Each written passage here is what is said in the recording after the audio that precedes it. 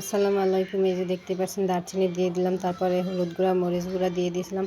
প্রথমে আজকে রান্না করব গরুর গোশ দিয়ে খিচুড়ি, তাই আগে গরুর গোশটা কষিয়ে নেব, ভালো মতো সেদ্ধ করে নেব হালকা করে।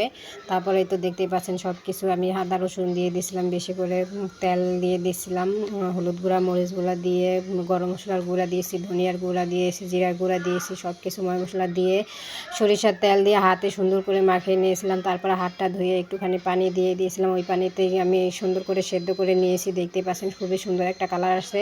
তো এখানে আমি খেসারির ডাল আর এই যে বুটের ডাল না কি বলে জানি না ওটা, সেটা ভালো মতো আমি সেদ্ধ করে নিয়েছিলাম। তো ওটা দিয়ে ভালো মতো কষিয়ে নিয়ে তারপরে তো লাল চাল দেখতে পাচ্ছেন, দেশের লাল চাল আমি ধুয়ে নিয়েছি সুন্দরভাবে। এগুলো যতই দিতেও শুধু লাল পানি বের হয়, জানি না এখন কি অরিজিনাল না ডুপ্লিকেট জানি না, কিন্তু এটা দিয়ে খিচুড়ি রান্না করলে আমার জামাই খুবই পছন্দ করে, সেজন্য আমি রান্না করেছি আপনাদের ভাইয়ার জন্য। আপনাদের ভাইয়ার খুবই পছন্দের খাবার খিচুড়ি।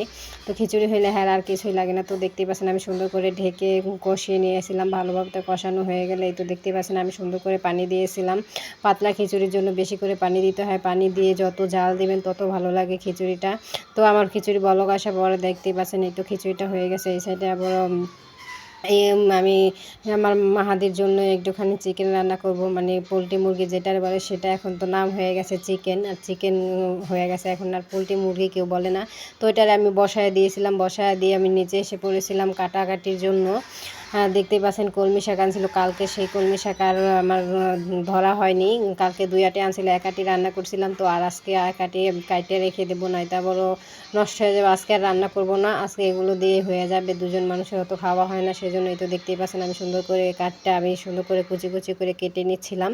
তো কেটে নেওয়ার পরে দেখতেই পাচ্ছেন আমার খিচুড়িটা হয়ে গেছে। মাঝে একটুখানি ধনিয়া পাতা দিয়েছিলাম, ধনিয়া পাতা দিয়ে সুন্দর মতো মিশিয়ে নিয়েছিলাম। ধনিয়া পাতাটা সেদ্ধ হওয়া পর্যন্ত এই তো জালটা বন্ধ করে দেওয়ার পর দেখতেই পাচ্ছেন কত সুন্দর একটা কালার আসছে। তো আজকে ইফতারিতে এটাই হবে। এই তো দেখতে পাচ্ছেন সুন্দর। এই তো আমার চিকেনটাও হয়ে গেছে, মানে মুরগিটা হয়ে গেছে, আর ভর্তা বানিয়েছিলাম সাথে।